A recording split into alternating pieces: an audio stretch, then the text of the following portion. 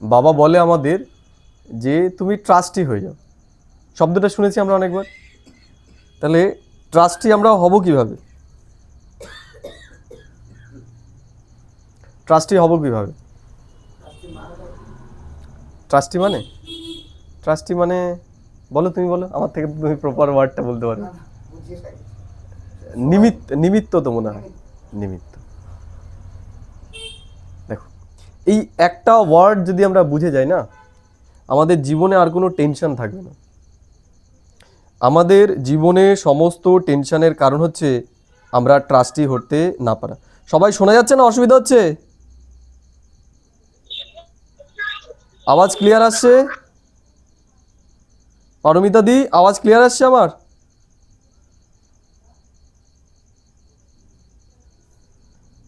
হ্যাঁ, ক্লিয়ার আসছে, এর জন্য কেউ কিছু বলছে না। বা বলছে যে তুমি ট্রাস্টি হয়ে যাও, তাহলে সব। একদম ঠিকঠাক আছে। Thank you, thank you, thank you. তো বাবা বলছে যে তুমি ট্রাস্টি হয়ে যাও, তাহলে তোমার আর কোনো সমস্যা থাকবে না, এটাই তো বলেছে। তাহলে আমরা যারা ট্রাস্টি হয়ে গেছি, আমরা বলি না যে আমাদের ব্রাহ্মণদের যদি জিজ্ঞেস করা হয় যে বলে না যে কার বাড়ি এটা, আমরা বলি বাবার বাড়ি। তাহলে বাবার বাড়ি, বাবার সব, তাহলে তো আমাদের টেনশন থাকার কথাই নয়, তাই না? কিন্তু তারপর আমাদের মুখের মধ্যে কি রয়েছে? যতটা খুশি থাকা দরকার ততটা খুশি আমাদের ভেতরে নেই। আমরা যদি অনেস্ট নিজের প্রতি নিজে হই, নিজেকে নিজে দেখি, তাহলে যতটা হওয়া উচিত ততটা আমরা নই। কারণ কি, ট্রাস্টি ভাবটাকে আমরা হয়তো সঠিকভাবে এখনো বুঝে উঠতে পারি। আমি একটা গল্পের কথা বলছি, একদম টাটকা গল্প, আজকে সকালবেলা পড়েছি, সেটাই তোমাদেরকে শোনাচ্ছি। তোমরা বিচার করবে যে তোমাদের জীবনে যদি এরকম হয় তোমরা কি করবে। গল্পের লেখক হচ্ছে লিও টলস্টয়, নাম শুনেছ? লিও টলস্টয়ের, লিও টলস্টয়। তার একটা গল্পটার নাম হচ্ছে ইলিয়াস। মূল গ্রন্থ এটা নয়, এটা হচ্ছে একটা গল্প, ওখান থেকে থেকে কেটে নিয়ে এটা তৈরি করা হয়েছে। ওখানে কয়েকটা ক্যারেক্টার্সের কথা বলা হয়েছে, যেখানে মূল ভূমিকায় রয়েছে ইলিয়াস নামক একজন ব্যক্তি। আমি গল্পটা কেন করছি, ট্রাস্টি জিনিসটা আমরা খুব ভালো করে বুঝতে পারবো, এর জন্য আমার মনে, আমি চিন্তা করতে করতে আসছিলাম যেরকম একটা পয়েন্ট আজকে যেন বাবা শোনায়। তা ইলিয়াস আর তার স্ত্রীর নাম হচ্ছে শাম শেমাগি, এই দুজন হচ্ছে মূল ক্যারেক্টার। তা গল্পে বলছে যে ইলিয়াস যখন বিবাহ করেন তখন তার কাছে 2টো গাধা ছিল আর 4টে ভেড়া ছিল। বোঝা গেল? তার যখন প্রাপ্ত বয়স্ক, যখন সে মানে বিবাহের একদম মিডল এজে যখন সে পৌঁছে গেছে, তখন তার কাছে ছিল 400 ভেড়া, 400 গাধা, 150 গরু আর মোষ, আর 1200-1400 ভেড়া। টপ লেভেলে তার জীবনে, ঠিক আছে? এটা গেল মিডল এজ। এখানে আমরা 3টে এজ সম্পর্কে জানতে পারবো। প্রথমে ফার্স্ট এজ সম্পর্কে আমরা জানলাম, বিবাহের প্রথম পর্যায়ে, আর মিডল পয়েন্ট আমরা দেখতে পেলাম সব থেকে ধনী ব্যক্তি, আর লাস্ট একটা স্টেজ, সেটা সম্পর্কে আমরা আলোচনা করব। তাহলে এই যে পর্যায়, এই সময় সে প্রচণ্ড ধনী ব্যক্তি ছিল, চারিদিকে তার নাম ছিল। লাস্ট এজে এসে দেখা যায় যে তার যে বড় ছেলে ছিল সে মারা গেছে, ছোট ছেলে যে সে একটা বিয়ে করে নিয়ে এসছে, প্রচণ্ড ঝগড়ুটে বউ ছেলেকে নিয়ে চলে গেছে, আর তার যে মেয়ে ছিল মেয়েও মারা গেছে। আর তার যে এই যে সম্পত্তিগুলো ছিল জীবনের শেষ পর্যায়ে এসে, সেগুলো আস্তে আস্তে আস্তে আস্তে সব শেষ হয়ে যায়। এবং তার যে প্রিয় জিনিসগুলো ছিল আর কি, তার পোশাক আশাক, সেগুলোও সে বিক্রি হতে বাধ্য হয়ে যায়। মানে এই রকম একটা করুণ অবস্থা তার হয়ে যায়।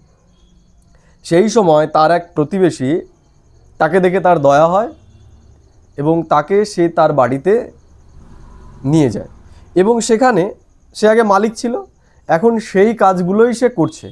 মানে ওই তার ভেড়া দেখাশুনো করা, গরু দেখাশুনো করা, এগুলো সে করছে। একদিন ওই যে যার বাড়িতেও কাজ করতো, সেই বাড়িতে কিছু অতিথি এসেছে।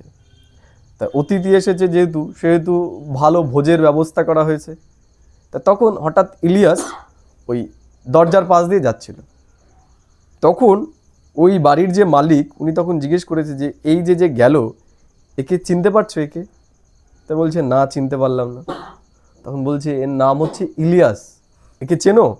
বলছে হ্যাঁ, ইলিয়াসকে কে না চেনে, সে এতটাই দানশীল ব্যক্তি ছিল যে তার বাড়িতে যে যেত সেখান থেকে সে ফেরাতো না। তখন ইলিয়াসকে ডেকেছে, ডাকার পরে ওকেও বলেছে যে তুমি আসো, তুমি আমাদের সাথে বসো, খাও। তো তখন বলেছে, ইলিয়াসকে ওরা জিজ্ঞেস করেছে যে তুমি আমাদেরকে, মানে ওই যে অতিথি যারা এসেছে তারা বলছে তুমি তোমার জীবনের বিশেষ কিছু এক্সপিরিয়েন্স আমাদেরকে শোনাও। বোঝা গেল?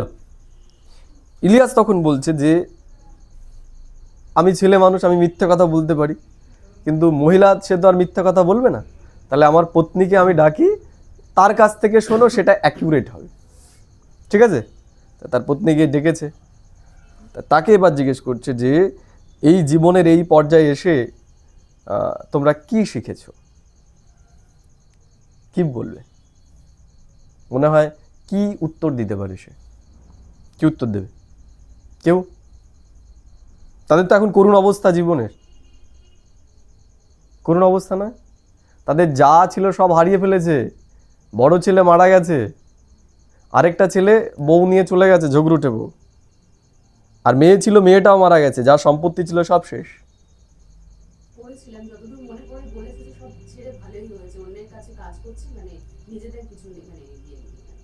কি মনে হয় আমাদের জীবনেও তো এরকম সমস্যা আসে নাকি? আসে না? তাহলে আমাদের লস হয়ে গেল একটুখানি কিছুতে, সমস্যা। তো ইলিয়াসের এমন পর্যায়ে যে তার আর বাড়িঘরও ছিল না, সেগুলোও সে বিক্রি করে দিতে বাধ্য হয়েছিল, তার কিছুই ছিল না, নাথিং। দুঃখিত, তার মতো তো দুঃখী আর কেউ নেই, তাই না? তখন সে বলছে আমি জীবন থেকে এটাই শিক্ষা নিয়েছি যে আমি আগে ভালো ছিলাম না, এখন আমি ভালো আছি। আগে আমরা ভালো ছিলাম না, এখন আমরা ভালো আছি। কেন? বলছে আগে চিন্তা হতো যে অতিথিরা আসবে, অতিথিদেরকে কিভাবে আপ্যায়ন করব। আমাদের আছে না এখন? আমরাও লোক দেখানোর কাজ করি, এইটা করতে হবে, ওইটা করতে হবে। বলছে যে আগে এটা আমার চিন্তা হতো, রাত্রে যখন ঘুমোতে যেতাম, যে এতগুলো পালের গরু মোষ রয়েছে, এগুলো কোনো জীবজন্তু এসে এদেরকে মেরে ফেলবে না তো? এদের জন্য শীতকালে খাবার ব্যবস্থা সব আছে তো? বলছে এই চিন্তাগুলো আমাকে কখনো ঘুমোতে দেয়নি রাত্রেবেলা, সবসময় আমি দুশ্চিন্তার মধ্যেই থাকতাম। কিন্তু এখন জীবনের এই পর্যায়ে এসে আমার আর কোনো চিন্তা নেই, কারণ এখন আমার আর গরু মোষ মরারও ভয় নেই, যেটুকু খাবার দরকার সেটুকু খাবারও পেয়ে যাচ্ছি, আর ওদের জন্য খাবার জোগাড় করারও চিন্তা আমার নেই। বলছে এখন জীবনের যে প্রকৃত শান্তি, প্রকৃত সুখ, সেইটা আমি অনুভব করতে পারছি। বোঝা গেল? দেখো, বাবাও আমাদের বলছে যে তুমি সমস্ত কিছু আমাকে দিয়ে ট্রাস্টি হয়ে যাও, যেখানেই তুমি আমার রাখবে যে এইটা আমার, সেখান থেকেই তোমার দুশ্চিন্তা শুরু হয়ে যাবে। এর জন্য আমাদের বাবা যে শিক্ষা দিয়েছে যে এই শরীরটাও আমার নয়, তাহলে চিন্তা করছি কিসের? লাস্ট বয়সে যদি এইরকম পড়ে থাকি তাহলে কি হবে? তাই শরীরটা তো আমারই নয়, তাহলে চিন্তা কার? এই যে জিনিসটা দেখো, তাহলে এই একটা পয়েন্ট, এইটা নিয়েই যদি আমরা চিন্তা করি যে ট্রাস্টি জিনিসটা কি, আমরা কি সেটা হতে পেরেছি? মুখে তো বলছি বাবার বাড়ি, বাবার ছেলে মেয়ে, বাবার শরীর, সেই ভানটা কি আমাদের ভেতরে এসেছে? সেইটা আমাদের চেক করতে হবে যে আমরা কি এই দেহ এবং দেহের দুনিয়া থেকে সম্পূর্ণরূপে ডিট্যাচ হতে পেরেছি। দেখো, ওরা এখন ডিট্যাচ হয়ে গেছে লাস্ট বয়সে এসে, আর কোনো কিছুর প্রতি অ্যাটাচমেন্ট নেই। তেমনি আমাদেরও জীবনে যদি ভয় থাকে, দুঃখ থাকে, অশান্তি থাকে, ডিপ্রেশন থাকে, তার মানে আমিও জীবনের কোনো কিছুকে ধরে রেখেছি, আঁকড়ে ধরে রেখেছি। সেখানে কি দেহভান রয়েছে হয়তো আমার ভেতরে, অসম্মানের ভয় আমার ভেতরে ক্রিয়া করছে, ফেলিয়ারের ভয় আমার ভেতরে ক্রিয়া করছে। যদি আমরা সম্পূর্ণ ট্রাস্টি হয়ে যাই, আমাদের আর কোনো ভয়ই থাকবে না। থাকবে? থাকবে না। তাই এটাই আমাদেরকে চিন্তা করে তৈরি করতে হবে এখন। এটাই হলো যোগ, এটাই হচ্ছে বাবার ইয়াদ, যে বাবা যেটা বলতে চেয়েছে সেটা নিয়ে চিন্তা করা। সেরকম এর আগের দিন একটা খুব সুন্দর পয়েন্ট ছিল 28 তারিখের মুরলিতে। বাবা বলছে এই নাটকে যা হচ্ছে সব হুবহু রিপিট হচ্ছে, সব হুবহু রিপিট হচ্ছে। আর যে যেটা করছে সেটা ড্রামার স্ক্রিপ্ট অনুসারে করছে, তাই তো নাকি? তাহলে দেখো, এটা যদি আমরা আমাদের বুদ্ধিতে বসিয়ে নিই যে যা কিছু হচ্ছে সব স্ক্রিপ্ট অনুসারে হচ্ছে, তাহলে যেগুলো আমার দ্বারা ভুল হয়ে গেছে সেগুলো, যেটা নিয়ে আমরা ডিপ্রেস হই না, আমাদের ডিপ্রেশনের একটা অন্যতম কারণ কি? আমাদের পুরোনো দিনে করে আসা ভুল কাজ, যেগুলো আমরা ভুল করে ফেলেছি, আমরা সেই চিন্তার চক্রের থেকে নিজেকে বের করতে পারি। ওই চিন্তাটাই আমাদের বারবার বারবার আসে। এই একটা পয়েন্ট দেখো, এক মুহূর্তে আমাদের ডিপ্রেশন থেকে বের করতে পারে। কে? যা হচ্ছে সব কে? ড্রামা অনুসার। তাহলে যেটা হয়েছে আমার দ্বারা সেটা কি? ড্রামা অনুসার। আমার কিছু করার আছে? যেটা হয়ে গেছে সেটার উপর আমার কিছু করার ছিলই না। যেটা হয়েছে সেটা ড্রামা অনুসারে হয়েছে। দেখো, এই একটা চিন্তা, ছোট চিন্তা, কিন্তু যদি এটার অনুভবের মধ্যে আমরা চলে যেতে পারি, তাহলে আমরা বারবার নিজেকে যে বারবার ক্ষতবিক্ষত করছি যে আমি ভুল করেছি, আমি ভুল করেছি, আমি ভুল করেছি, এই যে নিজেকে ক্ষমা করতে না পারা, এটা ডিপ্রেশনের একটা অন্যতম কারণ। তো এই একটা ছোট্ট পয়েন্ট, যে যা হয়েছে সব ড্রামা অনুসারে হয়েছে, অর্থাৎ এখানে আমারও কিছু করার নেই। যারা আমাদেরকে ছেড়ে দিয়ে চলে গেছে সেটাও কি? সেটাও ড্রামা অনুসারে। আমার কিচ্ছু করার নেই এখানে। যেটা হয়ে গেছে সেটা হওয়ারই ছিল, এবং যেটা হওয়ার সেটাই হবে। এর জন্য আমাদের চিন্তা কিসের? আর বাবা তো এখানে আরেকটা শব্দ বলে দিয়েছে, যে এই পুরুষোত্তম সঙ্গম যুগে তোমাদের সাথে যা কিছুই হচ্ছে না কেন, তোমাদের সাথে খারাপ কিছুই হবে না। এই যে দেখো, এই কয়েকটা বেসিক পয়েন্ট যদি আমাদের জীবনে আমরা একদম আমাদের ভেতরে ঢুকিয়ে নিতে পারি, কি হবে আমাদের অবস্থা? এক রস। আমাদের স্থিতি কখনো নিচে নামবে না। এই দুনিয়ার কোনো জিনিস আমাদেরকে দুঃখী করতে পারবে না। আমরা দুঃখী হয়ে যাচ্ছি, আমরা টেনশনের মধ্যে চলে আসি, কারণ যোগ আসলে কি, ইয়াদ আসলে কি, সেটাই আমরা প্রপারভাবে বুঝতে পারিনি এখনো। আমরা আত্মাকে জ্যোতিরূপে দেখার চেষ্টা করছি, পরমাত্মাকে জ্যোতিরূপে দেখার চেষ্টা করছি, এর মধ্যেই আমরা আটকে গেছি। কিন্তু এগুলোর ব্যবহারিক প্রয়োগ আমাদের জীবনে কম রয়েছে। এটাকে আমাদের কি করতে হবে? প্রত্যেকটা কাজ করতে গিয়ে এই চিন্তাটা আমাদের মধ্যে রাখতে হবে, যেটা হয়ে গেছে পাস্ট ইজ পাস্ট। সেই জায়গায় যদি আমার বিবেকে প্রশ্ন আসে, আমার দ্বারা ভুল হয়ে গেছে, আমাকে নিজেকে আমরা গিল্ট করি, নিজেকে ক্ষতবিক্ষত করি, দোষারোপ করি নিজেকে, তাহলে তার জন্য বাবা আমাদের জ্ঞান দিয়ে দিয়েছে সমস্ত কিছু হচ্ছে ড্রামা অনুসারে। আমাদেরও হাত নেই সেখানে। দেখো, একটা চিন্তন চলে আসলেই আমরা নিজেকে ক্ষমা করে দিতে পারবো। আমরা নিজেকেই ক্ষমা করতে পারি না, ওই চক্রের মধ্যে আমরা আটকে যাই। বোঝা গেল? তাহলে এগুলো হচ্ছে ইয়াদ। তাহলে আমাদের চেক করে দেখতে হবে যে আমরা এই মুখ্য পয়েন্টগুলোর ওপর কতটা সময় এগুলো নিয়ে চিন্তা করছি। আজকেই একটা বই পড়ছিলাম, যোগের ব্যবহারিক প্রয়োগ। যোগের ব্যবহারিক প্রয়োগ। তো সেখানে বলছে যে যোগ কি? বলছে যোগ এমন কিছুই নয় যে আমি কোনো কিছুর প্রতি শুধু দেখছি, দৃষ্টি আরোপ করছি, সেটাই নয়। বলছে কোনো একটা চিন্তনের গভীরে ডুবে যাওয়া, পজিটিভ চিন্তনে, সেটাই হচ্ছে যোগ। এই যে যেমন একটা পয়েন্ট বললাম, যে দেখো এই পয়েন্টগুলোই বা এগুলোর চিন্তনই আমাদেরকে স্ট্রং করবে, আমাদের মেন্টালি স্ট্রং করবে, বা আমাদের স্থিতিকে মজবুত করবে এই পয়েন্টের ওপর চিন্তন।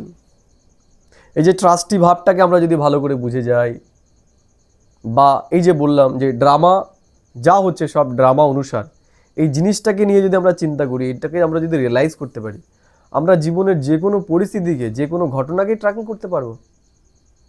আমাদের জীবনে যতই বিপরীত পরিস্থিতি ঘটে যাক, আমরা সেখান থেকে নিজেকে বের করে আনতে পারবো।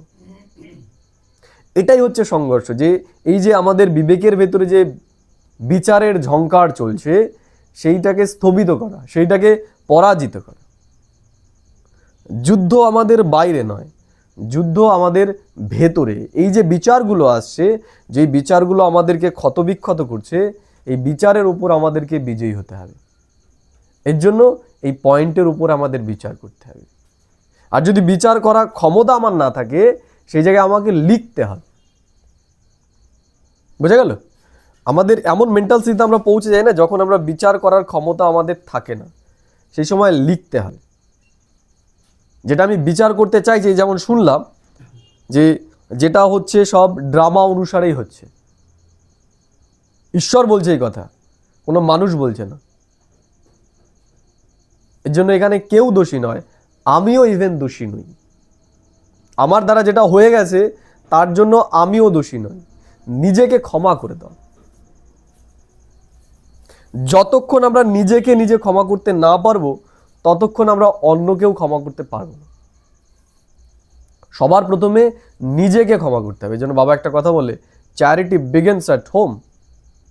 যেটা আমরা অন্যকে দিতে চাই, সেটা সবার প্রথম আমাদের নিজের থেকেই শুরু করতে হবে। সবার প্রথমে ক্ষমা আমাকে নিজে করতে হবে। সবার প্রথমে ভুল দেখা, নিজের ভুল দেখা বন্ধ করতে হবে। আমরা এমনই করি যে আমরা আমাদের নেগেটিভিটিগুলোকে খুব বড় বেশি করে ফেলি। আমরা আমাদের পজিটিভ গুণগুলোর প্রতি আমরা ধ্যানই দিই না। যেমন অন্যের পজিটিভ গুণগুলো দেখা অত্যন্ত আবশ্যক, তেমনি আমার ভেতরে কি পজিটিভ গুণ রয়েছে সেগুলো দেখা অত্যন্ত আবশ্যক।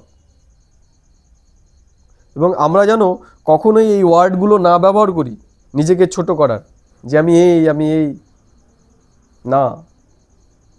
নিজের ভালো গুণগুলো আমাদের দেখতে হবে, সেগুলো নিয়ে চিন্তা করতে হবে। সেগুলোই আমাদের ভেতরে আত্মবিশ্বাসকে বাড়াবে, আমাদের আত্মবলকে বাড়াবে। ঠিক আছে? তা বাবা কি